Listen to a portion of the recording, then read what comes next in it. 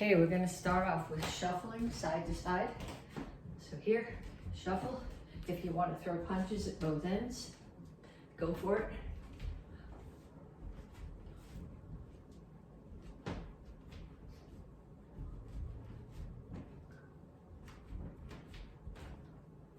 My watch is yelling at me.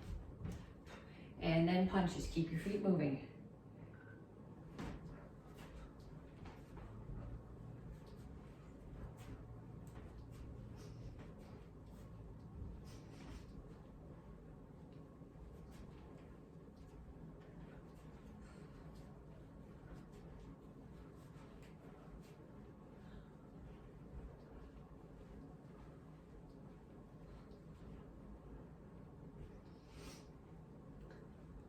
And jacks. You can do normal jacks. If you have parts that are not wanting to land today, there's other options. You can just do opposite foot out with a bit of a hop. You can do opposite foot out with no hop. You can do squats. You can do no hands if the problem is shoulders. There's all sorts of ways to make jacks work as long as you're moving. Knees.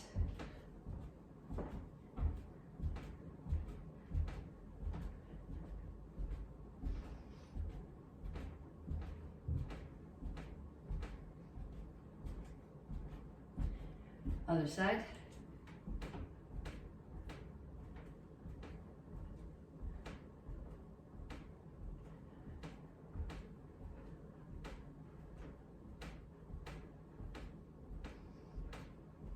And skaters.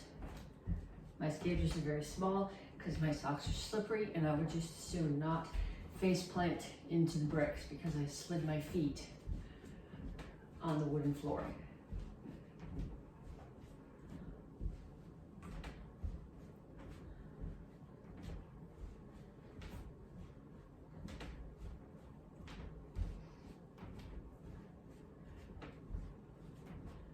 And kicks, front, side, back.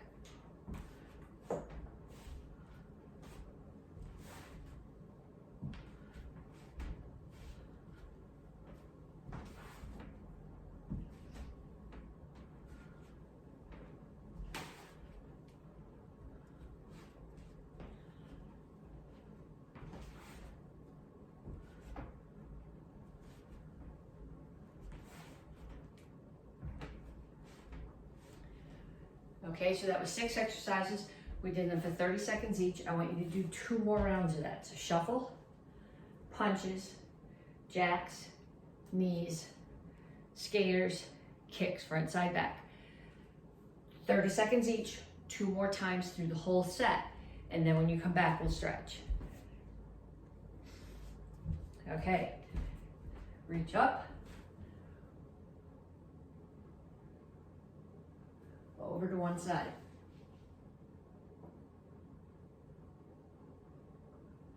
Other side. And straight out to the front.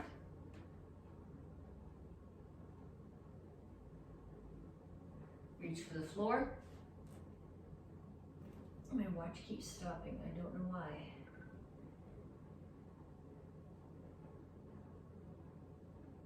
Over to one side, grab your ankle, pull your chest to your knee, and then down into side stretch.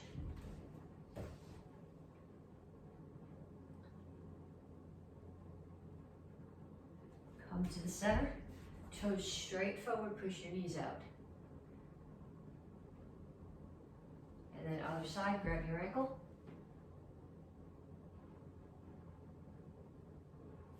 Down into side stretch.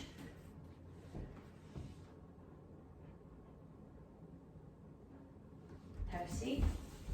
Put one foot out, cross the other foot over your knee. Whichever knee is up, put that hand on the outside, push it across.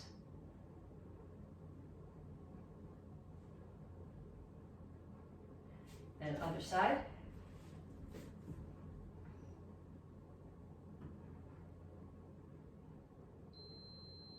Feet out.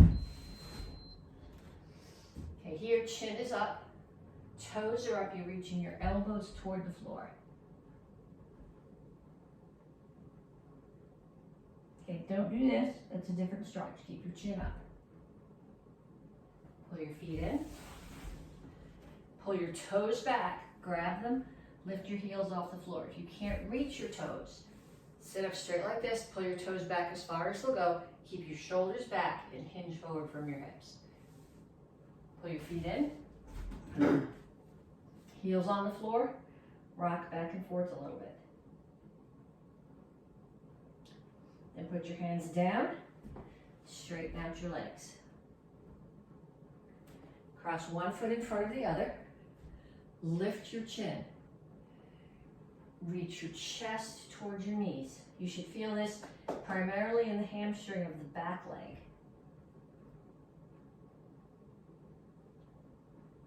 Switch feet.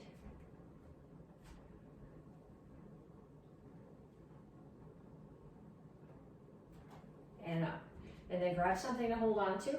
And you're going to grab one foot and you're going to pull it straight back behind you. Okay, you don't want it here. So if you're looking in the mirror, you shouldn't see your foot sticking out there. It should be straight behind your butt. And your quads should be, it shouldn't be up here or way back here. You should be standing up, and your quads should almost be as if both of them were standing. Okay, you're pulling your knee back and pushing your hip forward. You should feel the stretch in your quad. And then other side.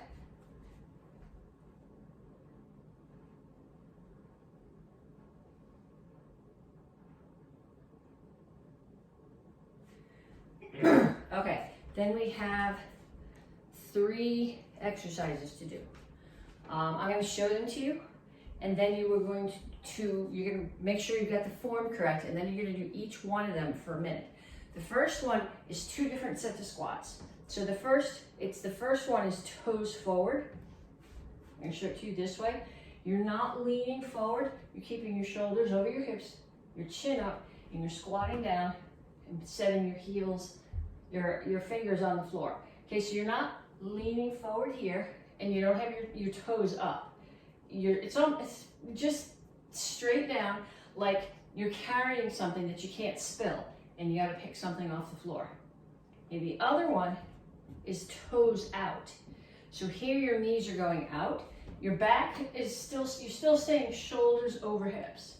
Okay, so you're going to start here, and you're going to go down to the center. Sorry, toes in, down to the center, toes out.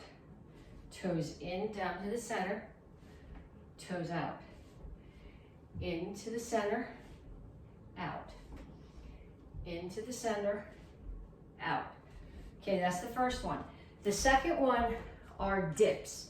Dips are sort of like upside down sit-ups. The problem is when people do dips, if your wrists bend, they should be here like this, with your fingers facing your toes. I have to come up on my fingertips because my wrists don't bend. If you're on a rug and it's easier, you can do knuckles. But when you're doing a dip, you need to be like this in tabletop. This is not a dip. A dip means your elbows bend. Okay, so what we're gonna do is you're gonna pick up one foot. I'm not picking it way up here. I'm keeping my quads at the same height and putting one of the feet out. And then I'm gonna do 10 dips. 2, 3, 4, 5, 6, 7, 8, 9, 10. Then I'm going to switch sides. 1, 2, 3, 4, 5, 6, 7, 8, 9, 10. Okay, the last one that we're going to do is sit-ups. And when you do these sit-ups, I want you to start here with your hands straight up. Okay, your hands are not going to go back when you lean back, and they're not going to go forward when you come up. They're going to stay up towards the ceiling the whole time. So lay back. You're never going to put your head on the floor. My shoulder blades just tap. Hands are up towards the ceiling. I come straight up. Okay, chin is up, back is flat. Hands are still towards the ceiling. You're going to find your feet, at least mine do, slide back and forth a little bit on the floor. So this is almost easier to do on the slippery floor than it would be on a rug. So what you need to do is you need to do the 2 squats, toes in and toes out, dips with your one leg up and then the other leg up, and the straight-legged sit-ups. 1 minute of each, and then come on back for the rest of the class. Okay, so if you're doing this video, this is your strike test video. This is for October, and you're getting a strike this month for speed. So after you did your warm-up, you're gonna do 1 minute each of jumping jacks, regular push-ups, regular sit-ups, and then you're going to take your forms. Okay, I'll go through them all so you've seen them.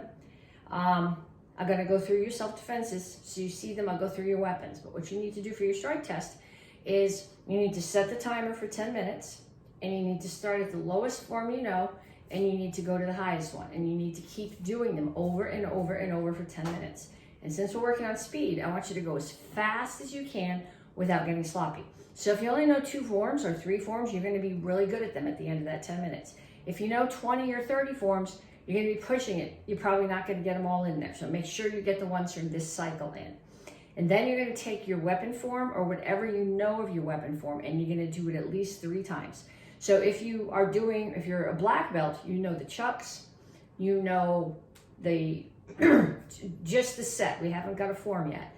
You know the Gup Sword form, you should know the whole thing, and part of the black belt sword form. You'll do each one of those 3 times. Okay, so I'm going to run through the parts of the forms you're supposed to know and the beginnings of your self-defenses. This is not a teaching week, it's a testing week, so I'm not breaking stuff down and explaining it. If you're missing details, go back to last week's video or the video from the week before, and that's where you're going to get your details. This is just a test. Okay, so the white belt form is basic form 1.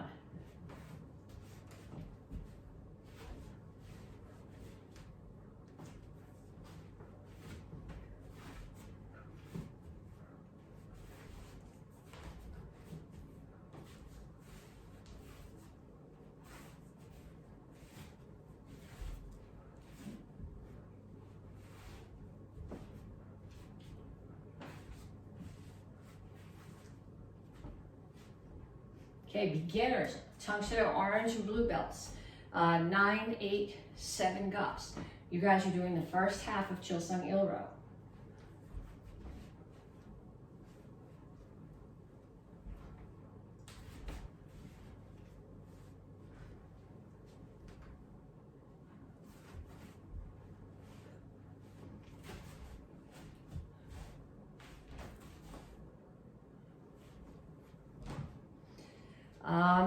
Advanced class, green, brown, red. First half of Pyeon Idan.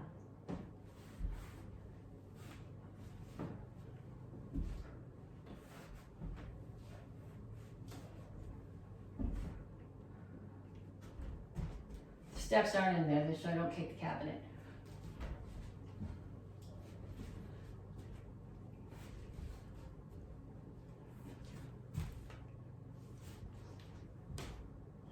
Okay, 1st degree black belts. You guys are doing the first part of Jinte.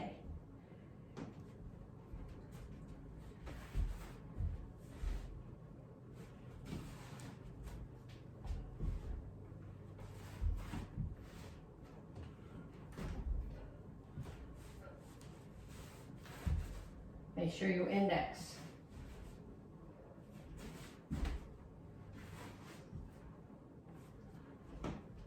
And 2nd and 3rd degree belts, you guys have the beginning of Chilsung Salo, number 4.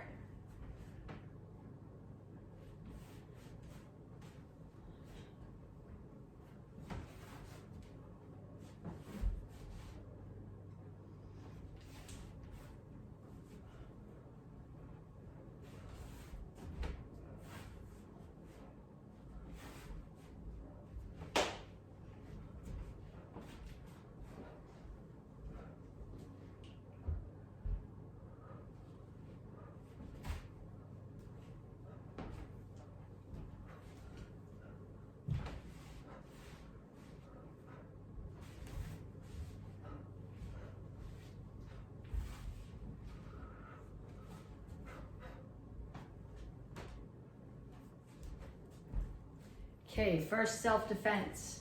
Asotagari means major outside reap. The important part of this, somebody throws a punch at your head. Block, parry, slide in, clothesline, sweep. Second one, overhead club with leg lock. This is the one where you're getting out of the way. Club comes at your head. Get out of the way, block. That's as far as we've gone. The other one that we started on is, from the beginner curriculum, is Shianagi. Someone throws a punch at your head, get out of the way on the outside, block, parry, slide your hand down, grab the blade of their hand, break their elbow. Okay, this is the beginnings of the 3 beginner self-defenses. From the advanced curriculum, we worked on Aikido knife and waterfall. The thing to remember with Aikido knife is not to be grabbing. Someone comes at you with the knife, you get out of the way. Drop your arm over theirs, which makes an arm bar. Grab both blades of the hand, step behind, big circle, really slow so you don't dislocate their shoulder. Take them down. From the other direction, that one goes. And waterfall. Somebody comes at you with a stick from the side. You're gonna step in, block. This hand is just a check, it's not part of the block. This one comes up, there's your waterfall. Step in towards them with your left foot. Slam into their hip, jam them up. Slide this hand down, grab the blade of their hand. Arm bar, forearm right in above their elbow. Okay, if you want to practice those with somebody in your house and you need the details, go back to the videos from the previous weeks. It's strike test, so you just need to be able to do them. I'm not asking for these in the video, but practicing is a good thing. Okay, so we're going to start with our single chuck. We're here. We're going to do a shoulder block. I think we covered this last week. This drops. So this hand drops. I'll do it sideways too, so you can stand next to me if you need to practice. But my right hand is going to drop. Left hand stays here. Now my left hand is going to go outside and underneath the right chuck, the right elbow, come to my shoulder and pull back. So from here, this hand drops. This one comes under and outside and back. And I can't really give you my back, but if I stand like this, it might be easier for you to follow. They're in both hands. Left hand, when I say drop, I don't mean let it go. I mean right hand is going to drop down to this position. One in your left hand comes outside, the other one underneath this chuck, underneath the elbow, and to your shoulder. And I want you to practice that on both sides. Okay, then we're going to practice something we did last week. Then we're going to add something to it, and then we're going to put the other hand in. So I'm going to start here. I'm going to block to my shoulder. I'm going to spin down and up to my elbow, to my leg, and then spin down and up to my arm. Reach underneath, grab, bring it to the other side. Down, down, other side.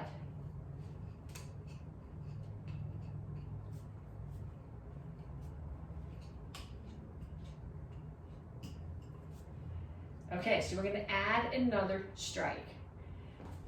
So what we're going to do here, I guess I'll show you this way and then from the side.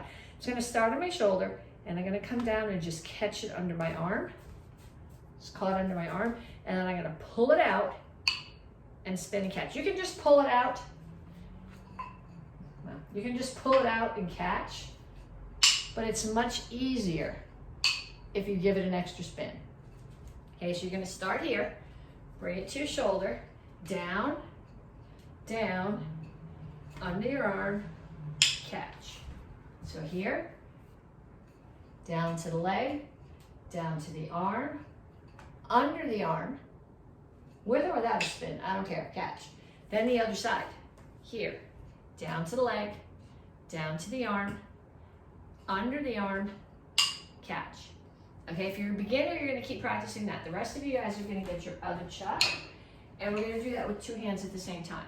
So obviously you can't do the block when you're doing 2 hands together. So you're going to start here, and you're going to go down, down, catch, catch, and bring it back. Down, down, catch, back. If your wrists are not flexible, this is a hard thing to do.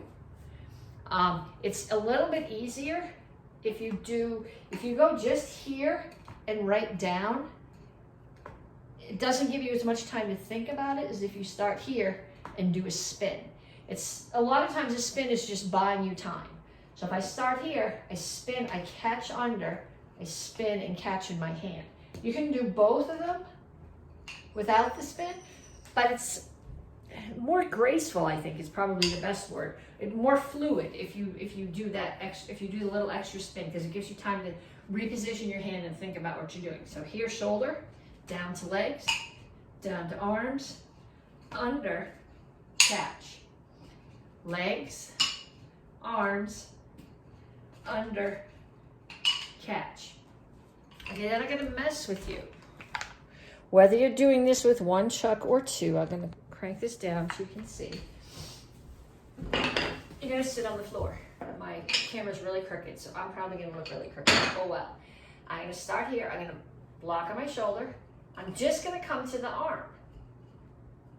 I can't do the leg, I'm sitting. Then I'm gonna catch and bring it out. And then other side. Arm. This side is really dumb, especially when I'm sitting down. Out and catch. And then both hands. Under. Catch. And out. Under. Catch. And out. Up and down. Sitting on the floor is going to mess with your brain. I don't know why. You're still doing exactly the same thing, but for some reason it's much harder. Okay, first half of the Gup Sword form. Again, we're not learning right now, we're testing. So you start on your knees. 1, 2, 3, 4, 5. I'm going to move or I'm going to hit the cabinet. 6. Okay, so if you are a red belt, you are doing chucks 3 times and that 3 times. If you're a black belt, you're doing chucks 3 times, this 3 times, and the beginning of the black belt sword 3 times. Okay, black belt sword form. This is the one that all the black belts are doing. Tang Soo Do and AK. You guys already know the Gup black belt form. I mean the Gup sword form. So it starts here, up. There should be a scabbard here. I would be grabbing my scabbard, not the blade.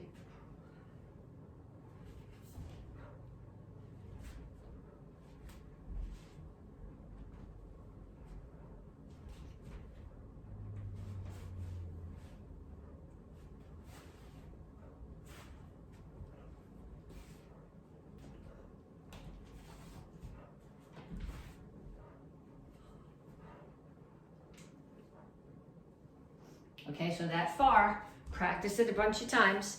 Again, I'm not asking for you to send me video of your weapon form. If you want to include that in your 10 minutes of form practice, that's okay, but you need to practice both of them.